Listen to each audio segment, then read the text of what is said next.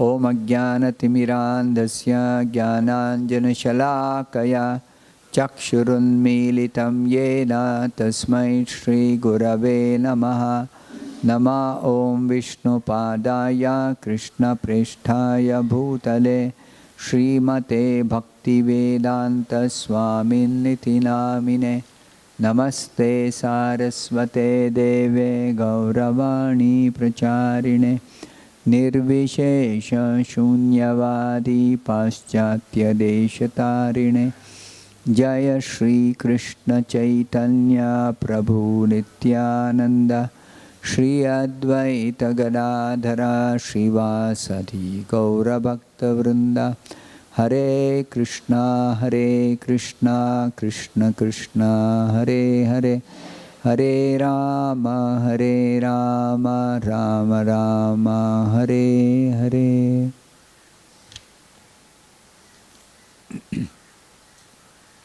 So the description continues.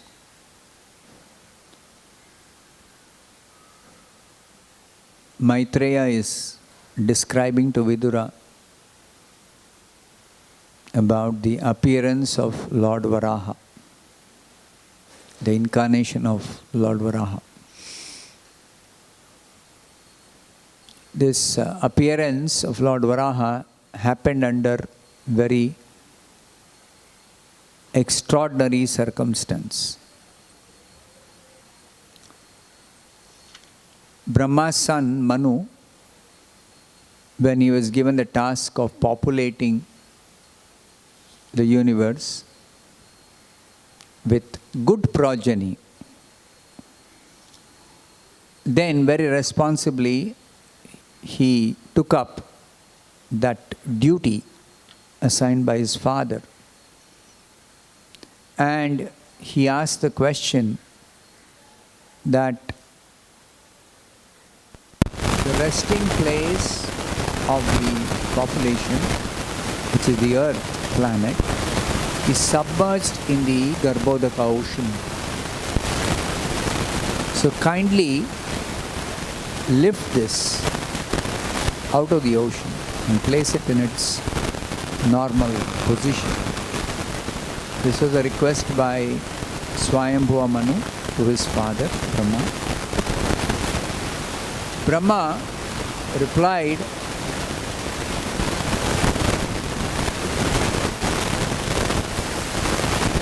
that while I have been engaged in the process of creation, the earth has been inundated by a deluge and has gone down into the depths of the ocean.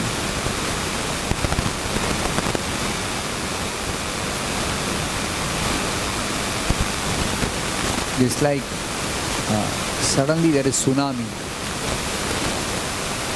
then some portion of the land gets submerged in water. Similarly, Brahma is describing, telling Manu, while I have been engaged in the process of creation, the earth has been inundated by deluge. Deluge means a flood. And not just a flood, it's a big flood, devastating flood.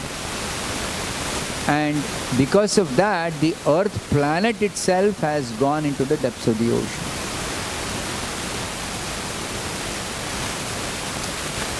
Of course, another time, Hiranyaksha, the powerful demon, he put the earth into the Garbhodaka. But in the beginning of this first Manvantara, the earth was inundated, completely flooded by a huge flood. So Brahma is telling, what can we do who are engaged in this matter of creation? Brahma is not able to take out that earth planet from the Garbhodaka, depths of the Garbhodaka ocean. It is best to let the Almighty Lord direct us.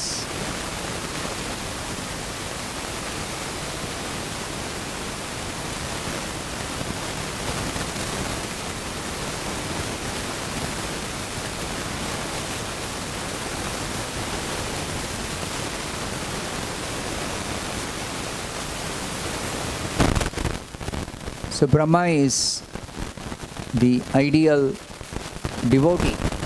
Devotee means always dependent upon the Supreme Lord. In the Bhagavad Gita, one place, Krishna says, my devotee is independent. Open that verse. My devotee is independent. Nirashrayaha. 4th chapter.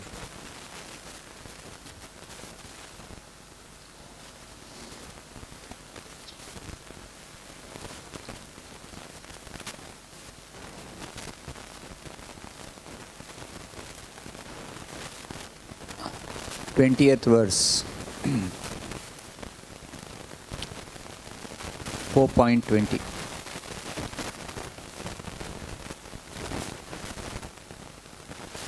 Raghava Sharan, please read the verse.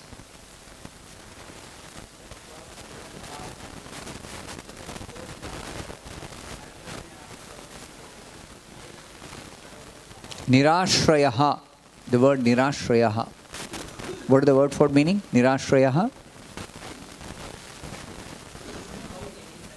Without any shelter. Not center, it's shelter. And in the translation, Prabhupada translates as independent. Read the translation.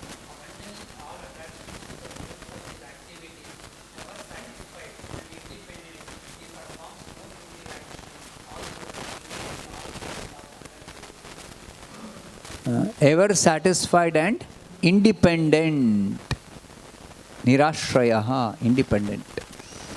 So this independence doesn't mean that he is the Lord himself or he is the boss.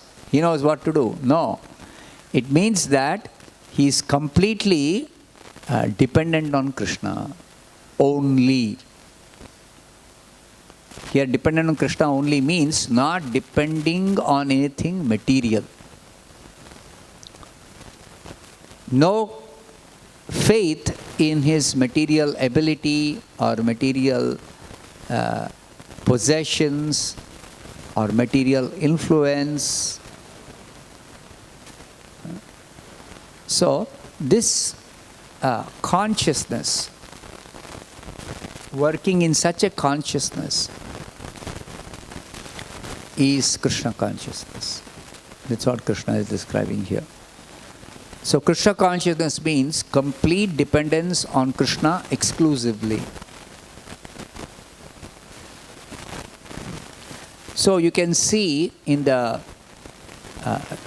way Brahma is now dealing with this situation. When he was approached by Manu that the earth has to be taken out of the depths of the Garbhodaka ocean. So Brahma is telling that what can we do who are engaged in this matter of creation? That means he is not able to get that out. So as an alternative, what is he telling? It is best to let the Almighty Lord direct us. Now, as soon as he thought like that, immediately the Lord responded. All of a sudden, what did Brahma see happening? All of a sudden, a small form of a boar came out of his nostril. Suddenly, something falls out of his nose. And then what did he see? What was that which fell out or came out? It was a small, tiny form of a boar.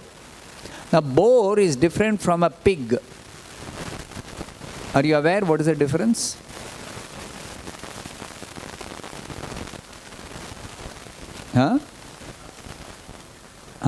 Boar has got tusks or horns.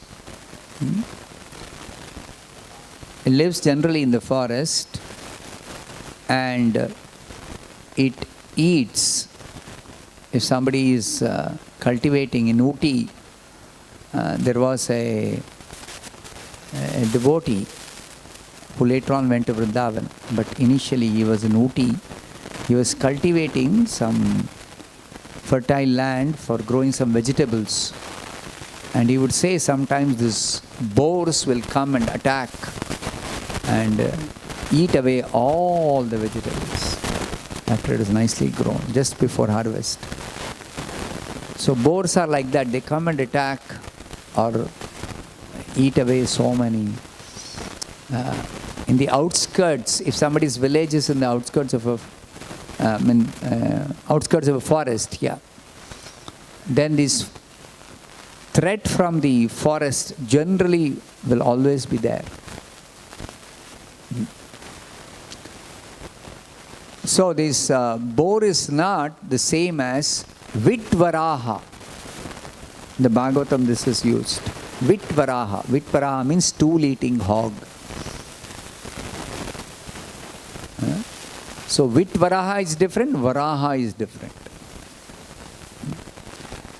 So this form of the Lord is Varaha. Of course, Brahma doesn't know it's the form of the Lord yet. When it suddenly appeared, a form of a boar, very, very small. Just like we say, this much. Very small. Tip of the thumb, upper portion of the thumb in size. Small boar came out. And then what happened? Became situated in the sky. Khaha, staha, kastaha. Situated in the sky. A boar cannot actually situate itself in the sky, in the air. Not possible. So this is an extraordinary boar. It's not ordinary boar. And not only it became situated in the sky, Kshanena, in a moment, Gajamatraha, Pravavruddhe. It started growing big and became as big as an elephant. So small, becomes huge elephant size. It is certainly bewildering. Tadadbhutam abhun mahat. That is extraordinary happening suddenly. Then what happened? Obviously, all those who are with Brahma, they are observing this wonderful boar-like form in the sky. And they became struck with wonder. What is this? So they began to argue in various ways. Brahma is there with, as described here, Marichi, Kumaras, Manu. Manu is there with Brahma. Also Marichi, great Brahmanas like Marichi, as well as the Kumaras, they are also with Brahma. They all began to argue in various ways. What is this boar? Who is this creature? Suddenly has appeared. So Brahma is thinking, is this some extraordinary entity come in the pretense of a boar? Appearing like a boar, but somebody else has come. Some extraordinary entity. It is very wonderful that he has come from my nose. How can he come out of Brahma's nose? Who is this? And he is telling, first of all, this boar was seen no bigger than the tip of a thumb. And within a moment, he is as large as a stone. Ganda Shila Samaha. Huge boulder. Ganda Shila. Big boulder. On tops of mountains, sometimes you see that. Big boulders. Or even the foothills, sometimes you see. Huge boulders. So, it has become suddenly very, very big. My mind is perturbed. So, Prabhupada says, the uncommon features symptomatic of the incarnation of Godhead can bewilder even the mind of Brahma. Brahma's mind is not easily bewildered by material phenomena, by some asura doing some trick. Brahma will never be bewildered. Never. So Brahma's mind is completely steady, very, very steady. He is the topmost personality in this entire universe. Among the created beings, he has performed thousands of millions of years of tapasya, according to our calculation. So he is perfectly situated in Krishna consciousness. So he will not be bewildered by any material phenomena. This is the conclusion. So, even the mind of Brahma is bewildered by some uncommon features which are symptomatic of the incarnation of God. Only the incarnation of the Lord is very, very extraordinary for even Brahma. So, Brahma is declaring to everyone, my mind is perturbed by seeing this form of the boar. Is he the Supreme Personality of Godhead Vishnu? He's thinking only it can be the Supreme Lord who has appeared. Because one reason is, he is praying to the Lord, give us direction, what to do, how to lift the earth. And also, the bewilderment or the mind becoming perturbed is due to the effect of the Supreme Lord's appearance. So he is thinking whether it is the Supreme Lord who has appeared, because Brahma prayed for the Lord. So it will be described how the Lord responded. It is the Supreme Lord who has come actually in the form of a boar, incarnated as a boar. And it is also said here, he had never before experienced such a form. Never before experienced such a form. That means, if it is an asura who is trying to play some trick or trying to attack the devatas or whatever, then the form they can change into by their yogic power. One of the yogic powers is to change form at will. But all those forms that they can change will be forms of this world. All will be forms of this world. So all of them are known to Brahma. There is no material form which is unknown to Brahma. So if Brahma is bewildered by seeing certain form, it is not a form which is that of a created being. This is the conclusion. He could guess that the wonderful appearance of the boar was an incarnation of Vishnu. It has to be the form of Vishnu. It cannot be the trick or mischief or some kind of challenge by an asura. No. One fact is, no asura can challenge Brahma, Vishnu and Shiva. No asura can attack, can displace, can take the position of these three personalities. They are called permanent governors of the universe. Chiralokapala. So Brahma has no fear from these people, from these asuras. However powerful asura may be. He may be as powerful as even Hiranyakashipu, but they cannot displace Brahma, they cannot threaten Brahma, they cannot trick Brahma. That's not possible. They may try, but they cannot. Brahma's mind will never be bewildered by any tricks by any asura, any change of form by an asura. So, this is the form or incarnation of Vishnu, which Brahma had never before experienced. So, extraordinary incarnation, the form of a boar.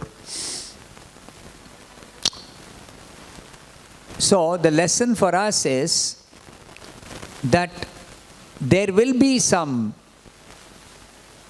situations, even for Brahma, what to speak of us, ordinary persons, which will be disturbing our mind or a puzzle for us what to do. We are at a loss what to do.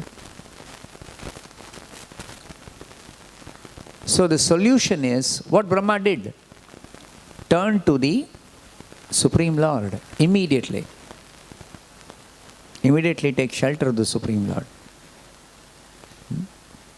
So for this, we should have practiced. It doesn't happen. All of a sudden, I have a problem and I'm unable to solve it, or I am disturbed by it. It's not automatic that I'll start thinking, oh Krishna, please help me, or please direct me, or please give me some solution. It's not automatic. Sometimes people think like that. There are phrases in Kannada like this. After all, who is there other than God, who is the only alternative? Devre Gati, they say in Kannada. It is told more sarcastically than as a spiritual solution. But it is the spiritual solution that even if nobody can help us, nobody can direct us, nobody can give us a solution to some problem, the Supreme Lord is always present. And He is always our supreme well-wisher, best well-wisher, topmost well-wisher. And He is waiting. When is this jiva going to turn towards me? So that's why Krishna is describing a nirashrayaha. When we don't have any more faith that some material solution is there for my problems, some material shelter is there for my taking refuge at times of need. When that faith is not there, no more we have any hope or confidence or alternative, material alternative. No, only Krishna. So in Vallabhacharya Sampradaya, they have one kind of prayer, I think. Krishnaika Sharanam Mama. What is the meaning of that? Krishna is my only shelter. Same thing Krishna tells, Mam Ekam Sharanam Vraja. Krishna Eka Sharanam Mama. Same thing Krishna is telling in the Bhagavad Gita. Another way is expressed. So Krishna is my only shelter. Nobody else can be my shelter. In fact, when we chant Hare Krishna, our prayer is the same. Krishna is my only shelter. So we are praying to Krishna. Directly we are praying to Krishna. Hare Krishna, we are addressing Krishna along with his internal potency, Srimati Radharani.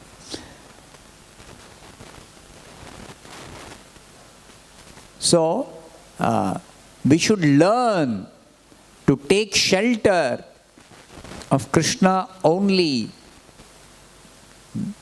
Of course, Krishna is never alone. Krishna is always with Radharani. So, we take shelter of Radha Krishna, Hare Krishna, and we can be confident, 100% confident, that our problem will be solved. We will get direction, we will get help, we will get refuge, we will come out of the problem. So for this we have to practice. As I said, it won't happen automatically. We have to practice. Our tendency is generally we look for some material help or material shelter. That's the way our thinking is conditioned. Habit has been formed.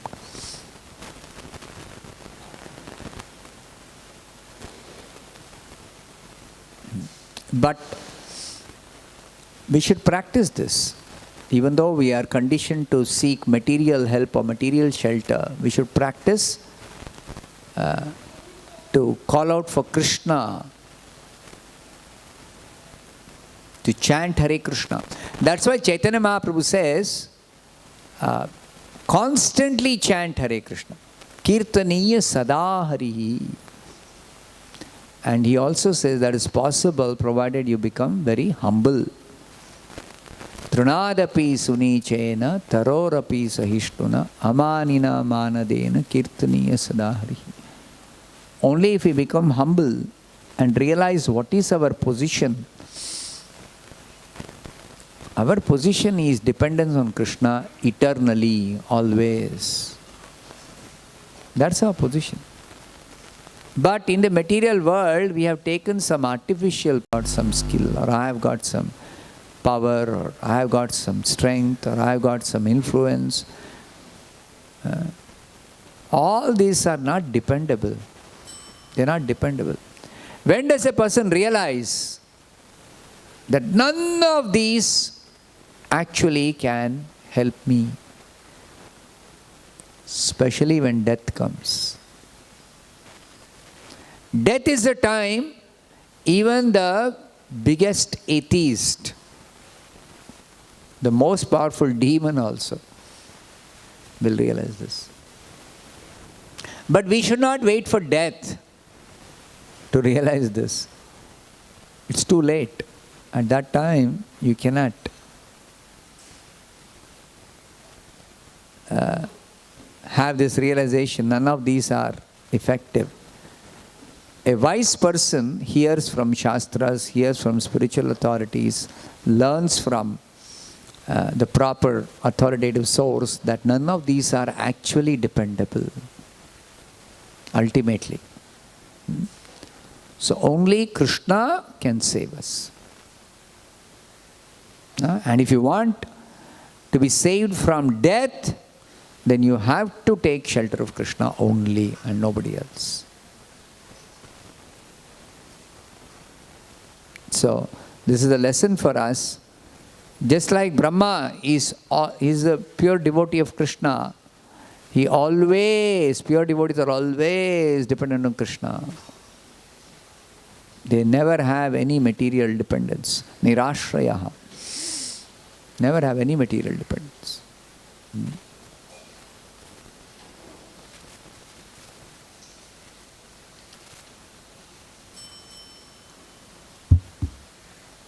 So Prabhupada says in the purport, last point, 20th verse of the 4th chapter, purport.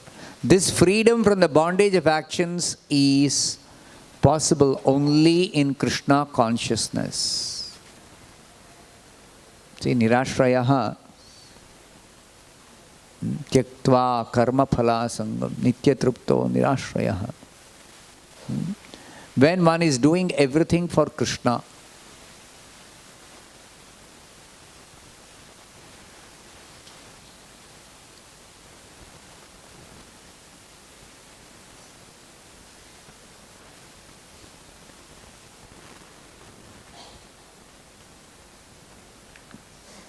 any questions?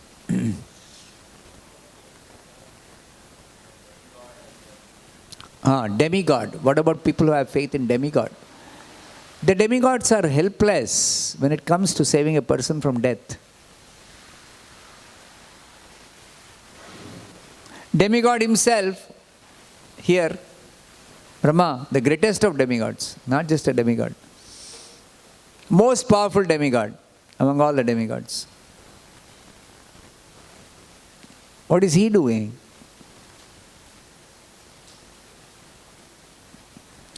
So they will realize demigod cannot save me. What does Shiva say? Mukti pradata sarvesham Vishnur eva na samshayaha. If you want mukti, ultimate liberation,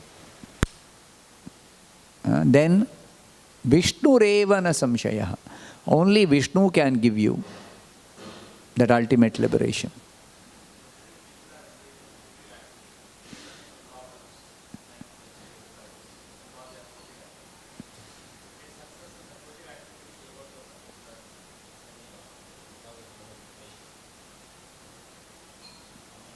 Yeah, the demigods are empowered personalities empowered by the Supreme Lord for different departments of administration. So they have powers, and people who know about it or even otherwise don't know but somehow are able to take benefit. Just like Lord Ganesha, he is responsible for removing the obstacles on the path of material progress of the people. So when they worship him, they pray to him, they take shelter of him for removing some obstacles on the path of their material progress, he does respond. Or they see results. So that is the basis of their faith. But when it comes to death, Ganesha is helpless. When some asura becomes very, very powerful, more powerful than all the devatas, that doesn't happen so frequently, very rarely it happens, but if it happens, Ganesha is helpless.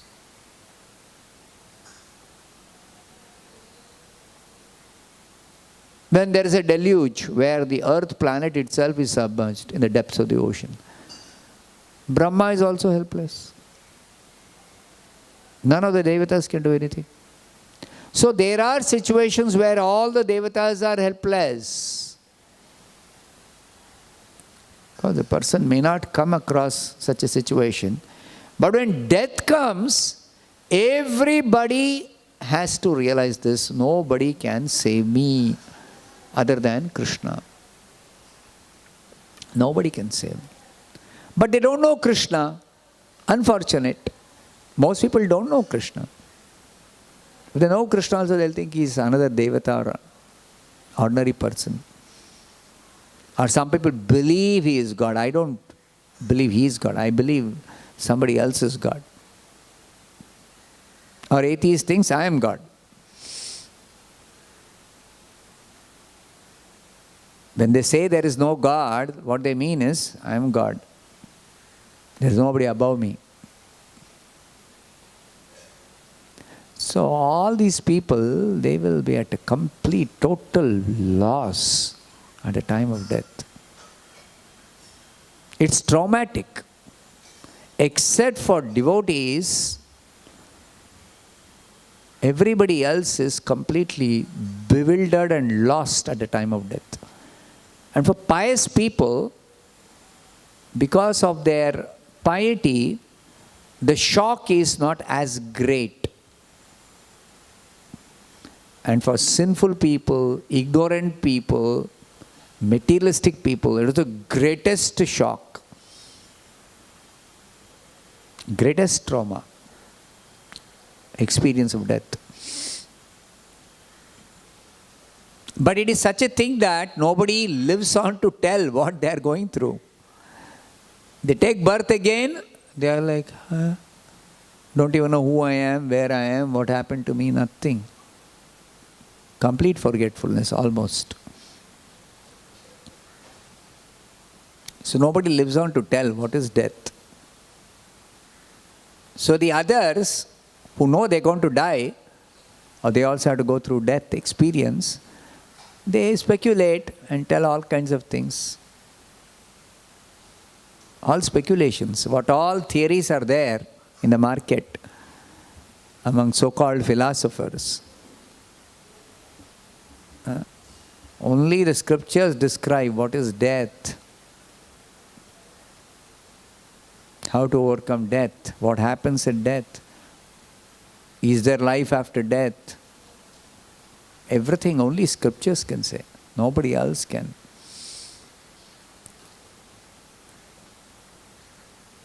Speculate and find out. It's not possible. Never possible. So I'll stop here. Grantaraj Srimad Bhagavatam ki jai, Srila Prabhupada ki jai.